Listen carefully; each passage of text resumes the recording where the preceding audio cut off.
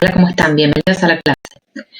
Hoy continuamos trabajando temas relacionados con las clases anteriores, en donde venimos profundizando qué es lo que le pasa a las instituciones educativas en torno a los conflictos, en torno a las situaciones problemáticas, y hoy vamos a mirar qué pasa con el malestar y el sufrimiento institucional.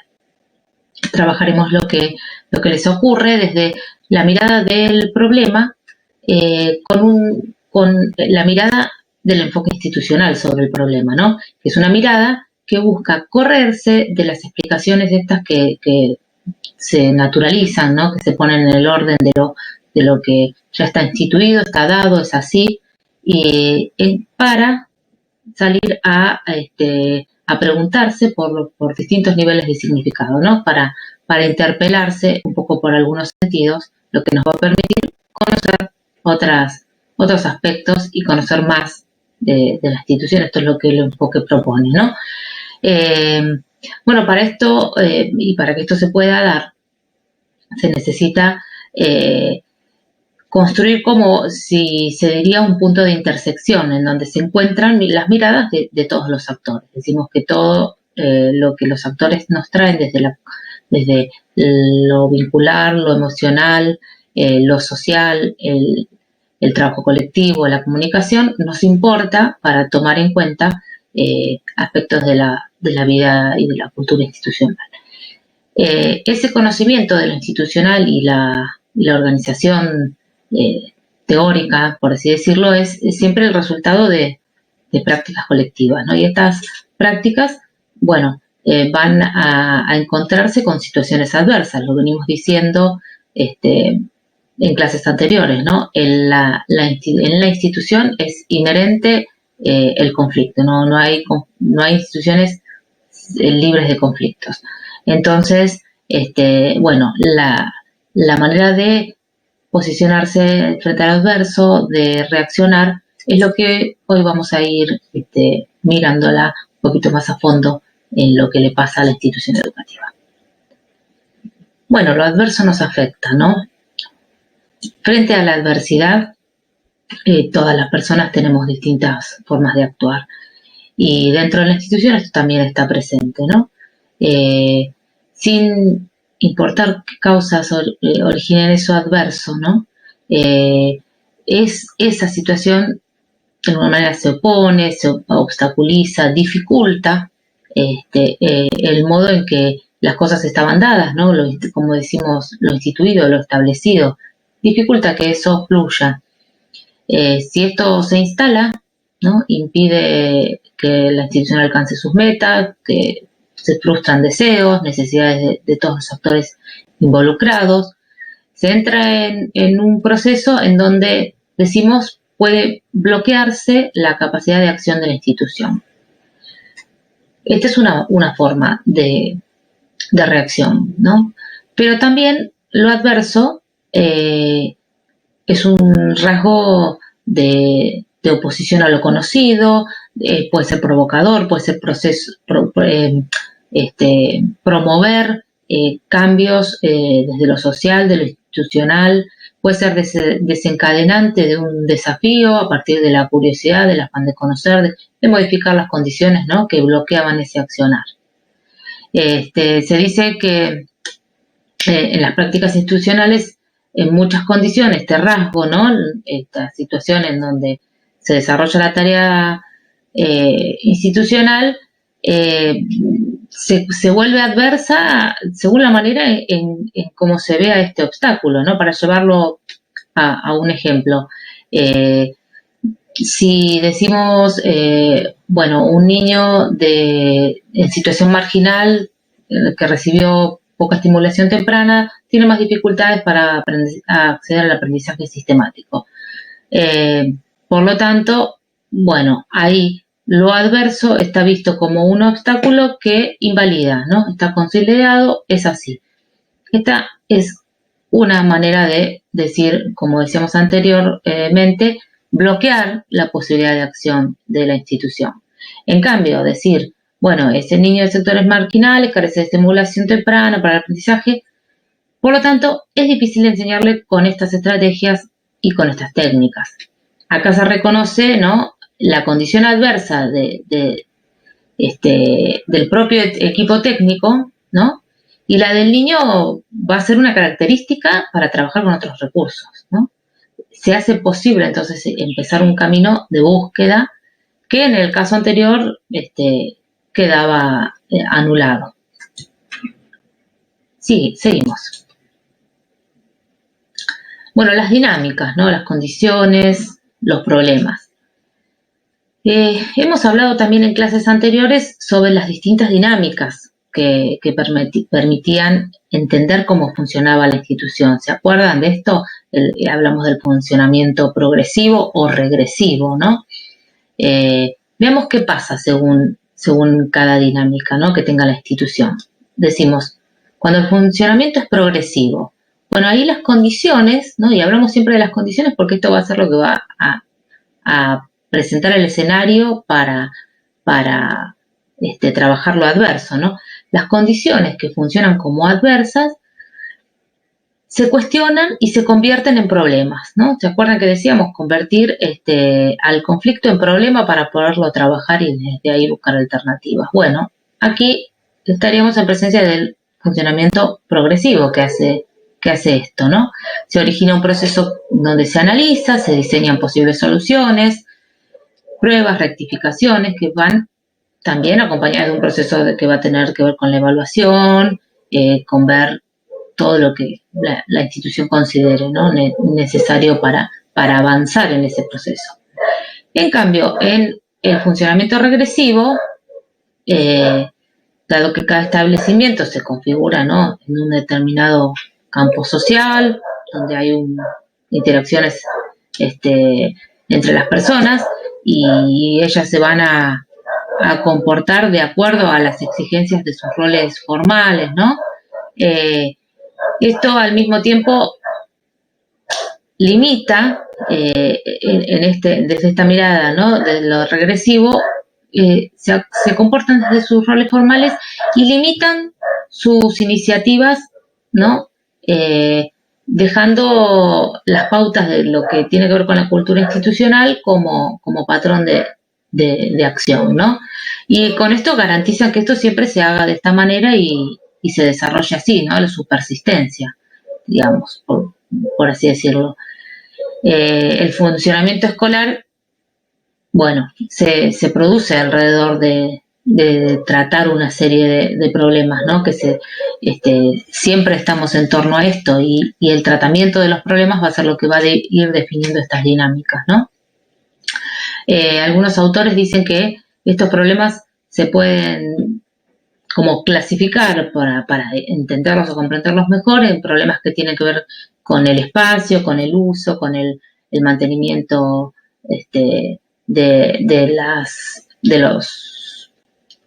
los roles, de la asignación de las tareas, de los recursos humanos. También tienen importancia los problemas relacionados con el tiempo, con la distribución de las personas y las tareas en el tiempo. Los problemas que tienen que ver con el control, con el poder, lo hablamos en otras clases también, ¿no? La división del trabajo, el entrenamiento de las personas, los problemas alrededor de cómo se administra y se organiza el tiempo, las tareas, el mantenimiento, la comunicación. Bueno, como verán, se podrían enumerar, pero digamos, la clasificación de ver que hay numerosos problemas al interior de la institución, desde donde podemos enfocar el análisis para ver el trabajo, puede ayudar a esta comprensión, a este conocimiento, ¿no? Problemas alrededor de los recursos también aparecen y de todo lo que tenga que ver con la toma de decisiones, ¿no? Serían más o menos estas las órbitas del universo de problemas que se derivan del funcionamiento escolar. Reconocerlos, tenerlos presente, es anticiparse y poder generar mecanismos de trabajo. Continuamos. Acá nos detenemos a pensar. Si recuerdan alguna situación adversa por la que vivieron, fueron protagonistas o simplemente observadores o participaron desde algún lugar desde la institución. ¿Qué tipo de problema la originó? ¿Y cómo se actuó de acuerdo al tipo de funcionamiento institucional?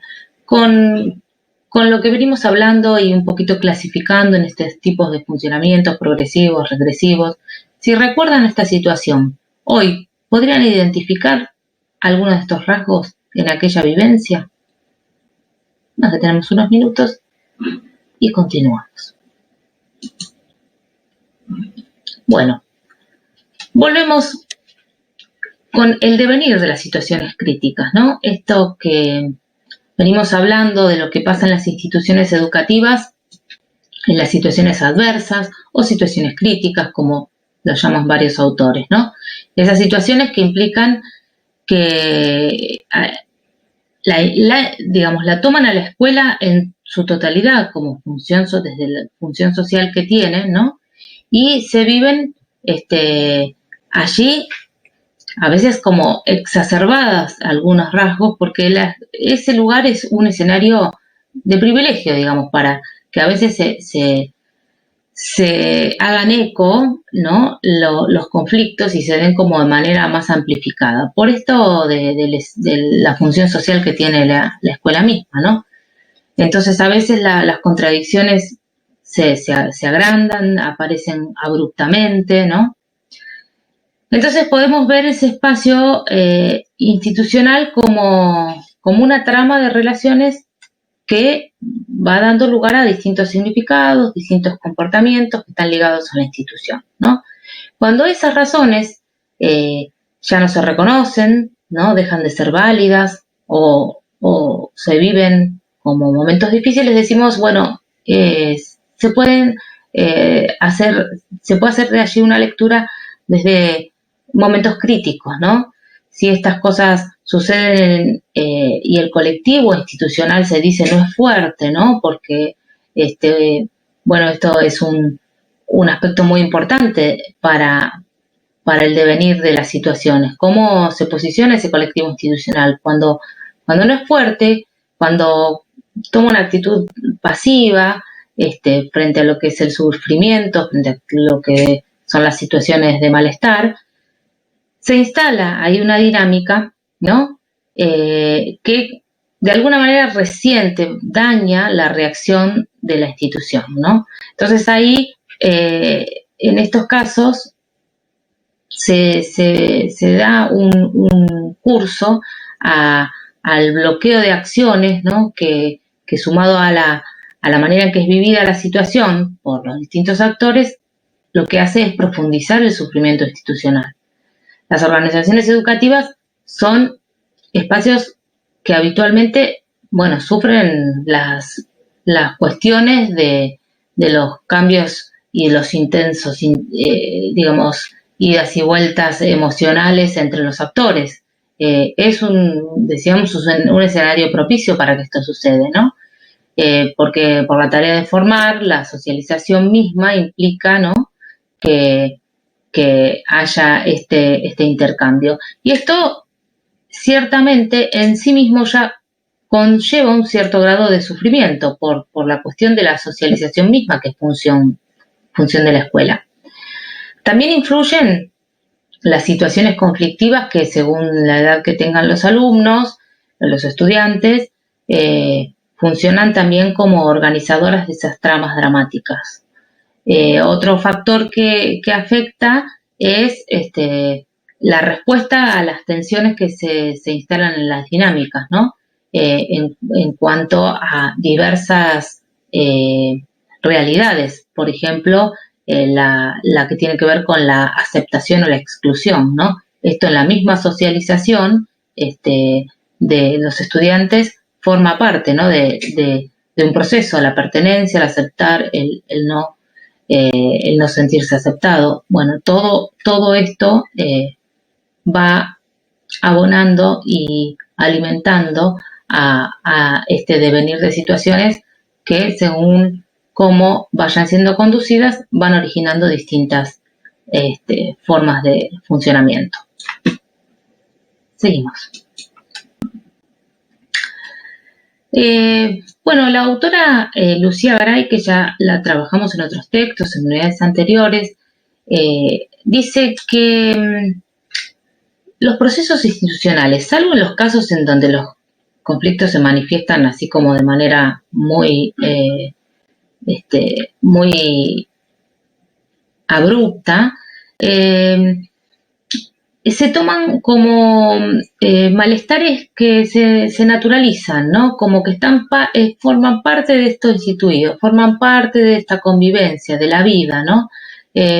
Producto de las tareas cotidianas, se podría decir, de esas vivencias del trabajo que se relaciona con la enseñanza y el aprendizaje. Es como que hay un malestar ahí que ya está consabido y que no se discute, por así decirlo, ¿no?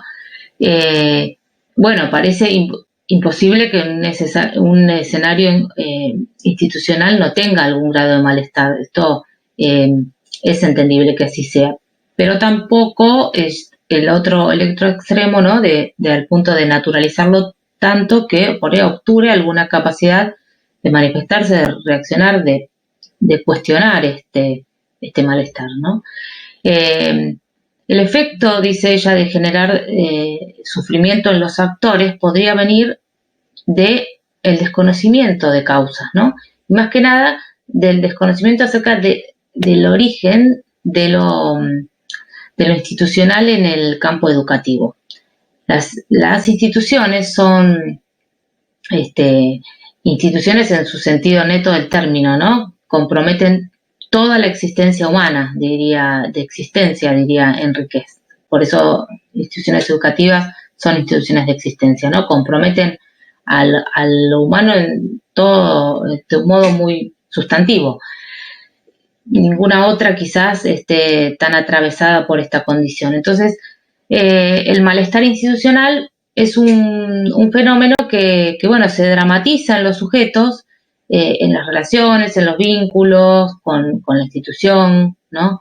Y los conflictos, decíamos también en clases anteriores, son esos fenómenos internos, ¿no? Que van enfrentando los individuos, los grupos, los colectivos, en instancias institucionales.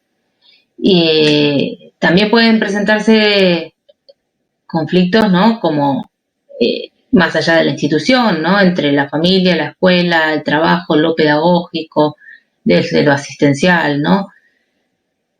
Esto estaría siendo mirado desde el significado del conflicto. Y hoy decíamos, ¿no? La crisis, en cambio, va a enfrentar a las instituciones con un contexto en la sociedad, ¿no? Porque va a afectar las funciones que están interpelando sus sentidos y sus metas. Incluso hasta a veces los propios fundamentos institucionales.